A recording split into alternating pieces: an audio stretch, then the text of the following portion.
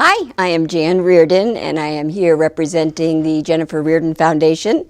The foundation has been designed by my brother for my sister-in-law who passed away, and we are carrying on her legacy of being kind, loving, caring, and sharing. And four of the pillars of the Jennifer Reardon Foundation are women's empowerment, community vitality, early childhood education, and financial literacy. So many thanks to Town Meeting TV here, I have the pleasure once a month of bringing somebody in from our community here in Vermont to talk about one of those pillars. And without further ado, I would love to be able to move on to my guest today, who is Mark Redman. He is the Executive Director of Spectrum Youth and Family Services right here in Burlington. And I have known Mark for many years. He's been the Executive Director of Spectrum for 20 years, actually. We were talking earlier with the staff here, what a gift Mark is truly to this community and to the state of Vermont and beyond. I know children that have come up through and had their lives changed and have moved on to other states to do good things, so it doesn't just stop in our state. So I'm going to turn this over to Mark Redman and say thank you so much, Mark, for being here. Jan, thank you. So great to see you again. So being on the show. Thank you. Oh, thank you. My pleasure to have you here. Believe me, I am very excited, and I'm really probably not going to say very much. Not that I'm saying you talk a lot at all. I know you're shy. I know you're so shy. I do. I'm an extrovert. Right. I have a few questions, but I would just love to hear the beautiful stories that you can share, as no one else I know can. But basically, if you could start with the mission of Spectrum for those people that might not be in this area and don't know about Spectrum. Sure. Spectrum was started in 1970 by a group of ministers. It was called BEAM, Burlington Ecumenical Area Ministers. Didn't know that. Started very humbly 53 years ago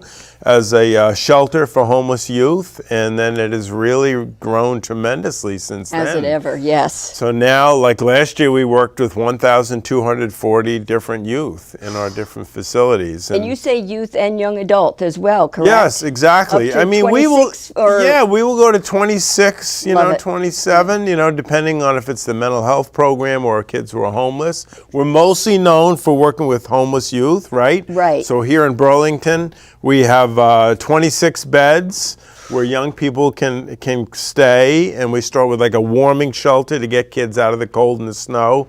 They do well there, they move to what we call the landing, and we have tutor room there. And now we start to work on getting you into school, getting you a job, teaching you how to drive a car. And if you do well, you move on the next phase to apartments we have in that building too. So now you get the key to the front door, the key to your own room. We're going to really teach you, how to open a bank account, how to shop, how to budget your money, all of those things. So thorough. And then they move on to independent living from there. So it's like different nice stages. transitions. It's transitions, yes, know?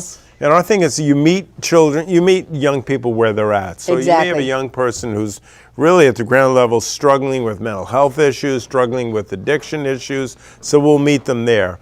Other kids have come and they're really ready, but for whatever reason they lost their place to live or their family had problems, so that we can meet them there and move them along. But I like that idea that we're kind of meeting each kids at different stages. Completely different scenario each time. Yeah, there's a young man on our board of directors now. He's my boss. 8 years ago, he was homeless, came into our drop-in center to get a sandwich. We helped him. He lived in our shelter. He got a job in our car detailing business, and then he's living at home, going to CCV at night, full-time job, and I work for him. He's one of my bosses. That is one of the best stories I think I have ever heard, Mark. I love that. I love it. And recently you have focused more, your organization under your guidance has focused more on the mental health side of things. Has that expanded? I would imagine the need is greater than ever, but you have expanded recently in the St. Albans area as well, correct? So we've done two things, right. So America is in a mental health crisis right now, especially for teenagers and young adults, especially females and LGBTQ kids, of whom we see a lot. And that's countrywide. The pandemic made it worse, and it's very seriously increases in suicidality, eating disorders, depression. And so I think 3 years ago we had 3 mental health counselors. Now I have a dozen. Oh, boy, that's telling. Yeah, it's telling. And we had a waiting list of 80 youth before. So if somebody called and said, my son or daughter, is depressed or they're anxious, I'd say, great, well, there's 80 kids ahead of you. Now it's down to 12. I want it to be 0. Right, right. So we did that by improvement. hiring more and more and more people who have master's degrees and license in counseling. Then we had the problem, where are we going to put them? Because we were running out of space in our building. Somebody, God bless them, donated $1 million to us. Somebody else who had lost a child to suicide donated $400,000. Oh, so my goodness, we bought a building on Pine Street. So now that we have their own space, so I'm really, really happy we've been able to meet that need. So. And speaking of space, because you have that space, but you also have space where we were talking about the housing. So you have, from beds right in the shelter and then going to apartments. So can you talk to us about that? So what's good is everything in Burlington is within walking distance. That's so key. So Elmwood Avenue is where I work and some of our staff work, and a few blocks over is 177 Pearl Street. Right. Drop-in center. Community Health Center has a health clinic in our building, medical care in the building, doctors, nurses, physician assistants, 16 beds upstairs, the warming shelters. How long has that been in place that way? That's been there since like the mid-90s. Even the beds? Yes, oh, even the I didn't beds. realize that. Yes, but then we added about 6 years ago, we realized in the winter, those 16 beds are full all the time. What do we do if it's 2 a.m., it's 2 degrees out? Maybe we put a youth up to stay in a hotel. In my opinion, the hotels are not really a good place for a teenage boy or girl. So first we went to Bishop Coyne, let me use the church hall, Wonderful. 10 beds there. And then we moved it over to South Winooski Avenue. But everything, and now our mental health counselors, Pine Street. So everything is within walking distance. That's I love it because so I'm just thinking when people see you coming, I'm sure they just know, okay, I know I'm doing something for this guy because you have the resources that you have. One guy saw me the other day and said, I left my wallet in the car. I'm sure you've heard that before. Yes. And he's very generous to us. Oh, of course. And that's, a lot of it is the state has supported us, but the amount that we've raised from citizens inside and outside of Vermont is astounding.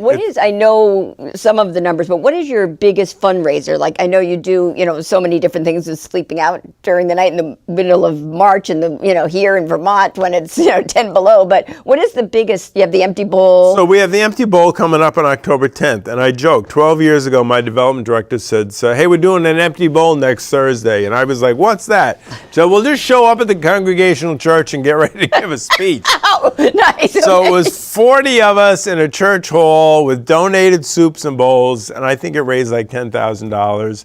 Now we have 400 people at the Davis Center, and all the food is donated. So soup is donated, the bread is donated, the desserts, and people like that because they feel like, Mark, when I go to that, I know the money's going to go to your mission. It's not going to the caterer or the flower person, Right, all those other expenses that many organizations, nonprofit or not, they have to incur. But you have a few connections around town. That'll raise easily over 100, 150,000. But then the sleep out, we saw that on Facebook, I don't know, 12 years ago.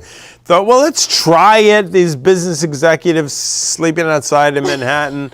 And maybe we'll get 10 people to sleep out in the Unitarian lawn. And we ended up with 40.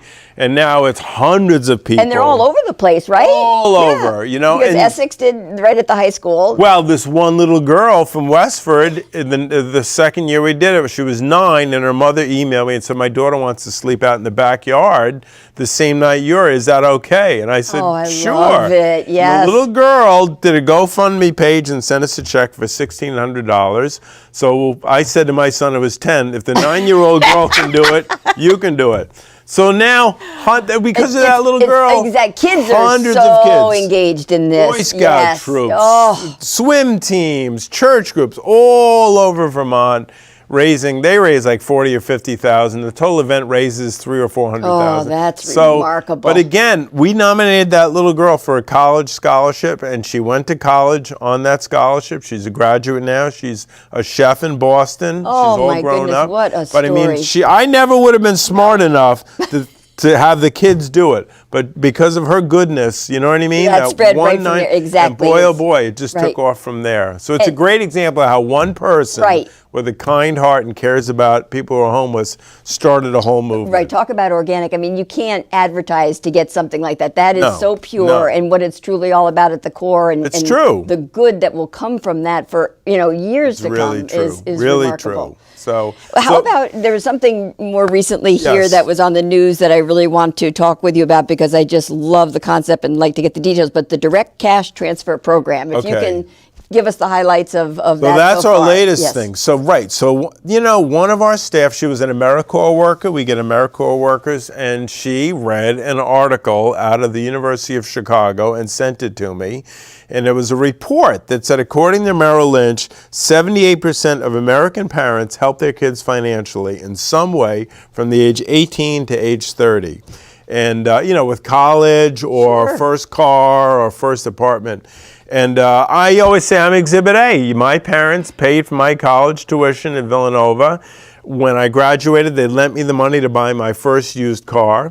When I bought a house years later, they co-signed on the mortgage. Beautiful. I've paid for my wife and my ex-wife have paid for one son to go to Providence College, no debt. He's a nurse today. Our other that's son, beautiful. we're paying for him to go to Notre Dame. But the kids who come to Spectrum, who are homeless, most of them, They don't have that opportunity. they don't No, it's a have gift. that. It's a gift, as we Their know. parents might be missing. Their parents may be homeless. Their parents may be suffering from substance abuse disorder. Parents might be living in the pods or a home. Sure, and They mental don't have illness that. takes over all of that. They Right. don't have that. Not so a we chance have of it. kids, Right. who are kind of stuck. They're living with us. We've taught them how to drive a car, to start a bank account, how to cook. Kids who are in foster homes, they're kind of stuck. They can't make that next leap. So we caught on to this. We're the first ones to do it in New England. Somebody donated $500,000, and then Peter Welch got us a congressionally directed spending. Used to call them Beautiful. earmarks. Yes. So I'm grateful to Senator Welch's office. Absolutely. So what we did is we picked 10 youth. We explained it all to our staff. They nominated 60 different youth who they thought would be appropriate, and we picked 10. So these are our kids who have jobs. Right, it's a readiness Start a type bank of account. concept. Right. We believe they're going to use this money Absolutely. well. They're going to get on a debit card for the next 18 months, $1,500 a month. Beautiful. A year from now, we pick another 10. A year from then, another 10. And we'll be able to compare. We have an outcomes specialist. She will compare how they did versus the kids who didn't get the money. Oh, in terms this is of exciting. Finding an Yes. apartment, getting a car, going back to school, maybe Sure. going to a That coding opportunity. academy. Right. Yes. We think it's going to work. We're the first ones in New England to do it. If it works, we would love to expand it. But we are very, very, and we're not just handing the money out. Not They at all. still The need- criteria that's in place. That's right. And they need to come back once a month, meet with their case manager, and we're able to track, because of the money's on a debit card, where the money's being spent. Exactly. Right. So It's we monitored believe they're very going to well. spend it well. And this is just the boost that they need. 1 month in, 2 youth already moved out of our shelter into an apartment, opening beds up for 2 kids who'd been on the street. That too. There you go. Another Exactly. youth That used the benefit. money to clear up their credit card debt, so their score. It so just gives me chills. I think it's an area, and I like that we have a culture where someone who's an AmeriCare worker who works in a drop-in center can give an idea to an executive director. Well, that exactly. Just going back to your development director and the Right. empty bowl. Sure, like that's why all of these events. I mean, let's you try say on it. Facebook about the sleep out, like Yes. exactly. And you are so good in that sense. This kind of gets off topic a little bit, but I just want to share it with you. I drive Uber once in a while, which I love to do, and I tend to pick up a lot of people that work at Spectrum. I can't tell you. Sometimes, like undercover boss, I don't say anything. I don't tell them I know you. The way they rave about you, Mark, as a leader that's of that nice. org, and it's been people at all different levels. That's very And I just nice. wanted to share that with you because that's not always the norm. We love when that Yeah. happens, and we have great leaders certainly We do. in our state. We do. We're very blessed in We many do. ways.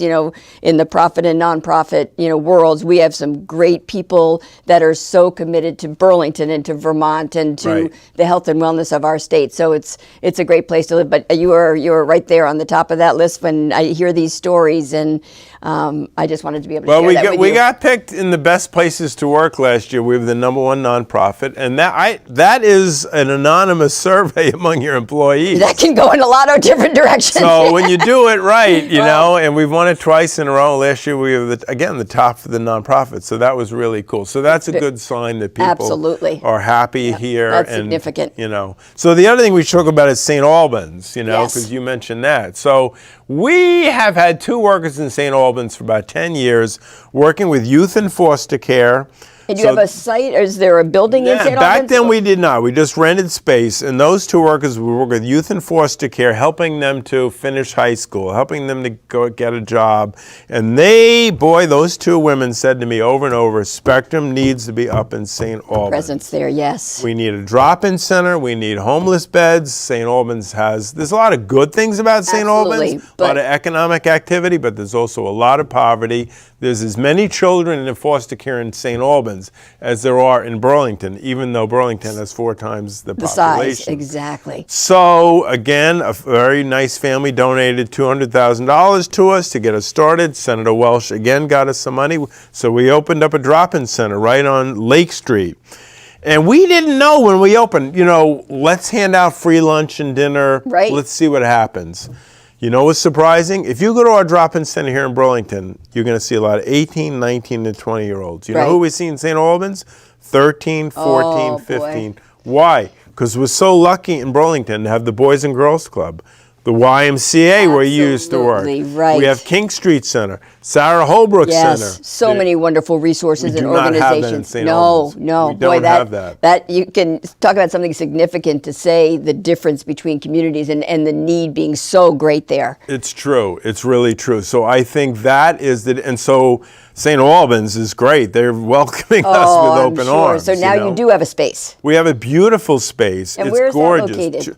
So it's 223 Lake Street. So there's some really good nonprofits. Martha's Kitchen is up there. Yes. There's the Turning Point Yeah, Center. I know where you mean. We collaborate with the hospital, with Northwest Counseling and Support Services. The Notch provides medical. So we're really, that's the key always, right? Collaboration. How you collaborate. You can't do it all alone. You can't just be in a community and not connect with those fabulous resources. Right. And then Champlain Housing Trust came to us a year ago and said, we just used federal money to buy an apartment complex. Would you like 3 of the single-bedroom apartments? Yes. Did you ever think that day would come? People are coming to you. I know. Hey, Talk about a reputation. So we had 3 youth who didn't have a place to live, so they're in there. 3 is not enough, though, so now that's in my mind. We just found out we got money to start doing mentoring.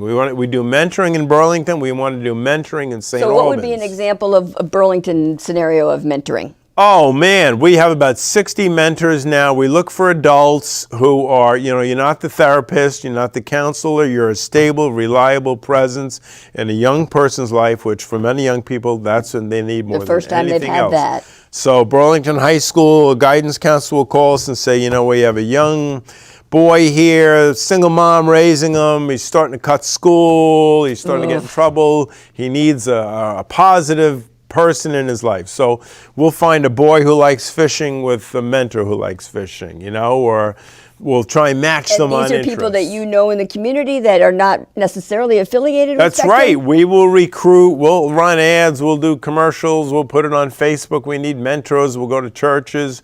National Life, they're great. I met with all their executives and they've brought forth a lot of mentors. So we're always looking for mentors. Good to It's know. a one-year commitment.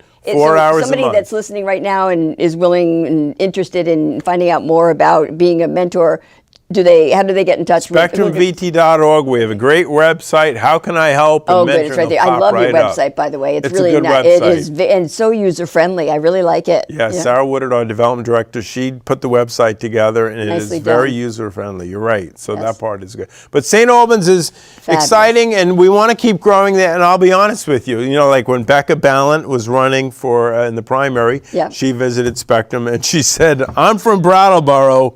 We need this in Brattleboro."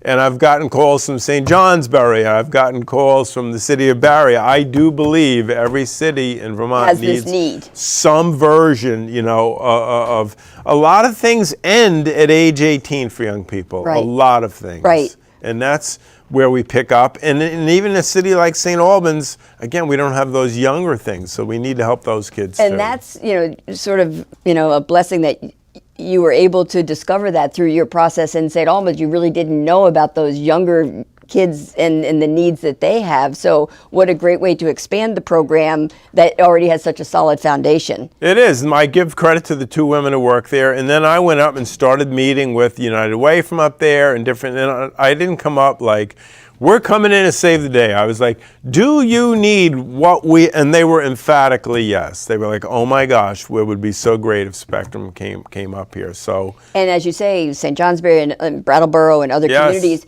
what happens there? Are there next steps there where you have people that do go to identify these communities and start those relationships? It all comes down to money. Sure, and time. I mean, you have so much that's happening locally, but I'm glad because everybody thinks it's about Chittenden County. So it's so nice just to be in St. Albans, to be considering Brattleboro, St. Johnsbury. I mean, it is a small state, but there's such a divide between Chittenden County and many other areas. It's different. Each community is different. So different. Franklin County is very different from Chittenden County. It really is. And I love St. Albans. I mean, St. Albans. There's a lot of good stuff going on in St. Albans. Yes, you know, absolutely. Beta now, the airplane company, they're opening up a battery plant there. And to have them in South Burlington is fabulous too. I'm so thankful they're here. We're hooked into them. Oh, I bet. Yeah, exactly. Everybody is. Right. And no, they helped us. They've taken our kids flying and stuff like that, which is cool. Very. So, but you're right. The key is collaboration. How do we collaborate with Lund and with COTS and with Champlain Housing Trust? Right. So many aspects. We're so blessed to have so many wonderful in such nonprofits. a small. Well, at one time back when I was at the Y, we had more nonprofits per capita than any state in the U.S. I don't know if that's that and breweries too. I know. Well, that's the thing. It's so funny that you say that because when I am Ubering, so many people come here like destination style for bachelorette parties because they're from the state of Washington or California and they want to hear about or see these breweries that they hear about. And it used to be maple syrup, our number one. That's our number one source of income is beer. So I guess that's all good, right? Whatever works. Yeah. Let's see. How about a couple of things that we haven't talked about here? What would you say? So it's been 20 years that you've been in this role, and I can't even imagine, the things that have changed over this course of time, just, with the presence of mental illness and with the pandemic most recently. But what would you say is the biggest shift that may have even surprised you a bit when you first came into this position? The biggest shift, I think, is, I'll tell you this, we now work with more BIPOC and New American youth than ever before. And I'll tell you, I was embarrassed because 2 researchers came to me, 6 years ago, said, Mark, we did scores of interviews with BIPOC youth and New American youth. And you know what we learned? Not one of those youth was going to Spectrum for services, and not one of them even knew that Spectrum existed. Ooh. And I said, we are missing an entire demographic. Absolutely. Because we know there are youth of color who could need help. Right. So many new Americans that have really come over here with such trauma. Sure. And anyway, I said, how do I fix that? And they said, you need to hire staff from that demographic. So now we have top to bottom, about 20% of our board of directors is people of color. Fabulous. We have staff who speak about 7 or 8 different languages. What a gift that is. And we have them in Burlington High School, Hunt Middle School. Essex is paying us. We have them in Essex High School, ADL, Essex Middle School. So we're working with hundreds of New American youth, tutoring, helping life-altering how to get a job, how to drive a car. In the summer, we took them all to a whole troop trip to Six Flags, soccer, swimming, the sailing center. Oh. So that is, for me, a big, big change. And, my wife and I took in a refugee family 20 years ago, a Somali family, met him at the plane, single mother with 5 kids, ages 1, 3, 5, 7, and 9. Lived with you? They lived with us. Brought them to our house. They live with us. And I always joke, my wife said, this mother is going to need a lot of help. Doesn't know the language, doesn't know English, 5 little kids. You need to find mentors for all those kids. And I said, that's a great idea, honey. Why don't we start with you? So Mary Beth mentored Medina, who today has got a master's degree in education and is a teacher in Utica. And I helped Muna get a full scholarship at Champlain College, including room and board. And she just got a job at Vermont Legal Services, full-time job, And so I heard from another daughter yesterday, another boy runs a restaurant. So, But I'll tell you, it took, I don't want to say, oh, we did it all. It was a lot. I Right. mean, it's It takes a so village. easy. Yes. It takes a village. And Yes. it's asking, can this person do this? Sure, Can you but I mentor mean, this? I thought you had one person that came to stay with you. I didn't realize you had a family. It was, and I'll always remember, and then we can end the first night, they all came in, they lived in our house, and we had set up in the basement all these beds, and I went down to check on them, and I saw the mother in bed. I'm starting to choke up with all 5 kids with her on the one bed, and all the other beds empty. Oh my goodness! Because that's probably how they lived. That's the only way they've ever slept. Right, I know. So anyway, I always joke, the oldest boy heard me. He came up and he sat on my lap. And we had just met him a few hours early. He was 7 years old. And then he left my lap and then he went, and I said to my wife, isn't that amazing that he felt that trust? Then I realized he had peed on my lap. Okay. And I still remind him of that. Great. He's in his 20s now. Wait till he gets married and he stand up with the toast. I said, that's how we started, Abdul. Boy, that's true how we love. started. That's a commitment right there. I know. But anyway, it's been a delight to host that family. And I still encourage people to do that. So what year was that, did you say? 2004. Oh, so welcome to your executive director position, and then next year you have a I family. know, Yeah. as if I didn't have enough. I kept saying, I thought this was a 1 week thing, but it's been a privilege knowing that family and a joy to watch them develop and to grow and to become leaders in our community. And UVM gave the oldest girl a full scholarship. Champlain, I give them so much credit. Absolutely. I mean, it was room and board too. That's unheard of. I'd said to them, go to CCV first, like your sister. No, I want to apply to a 4-year college.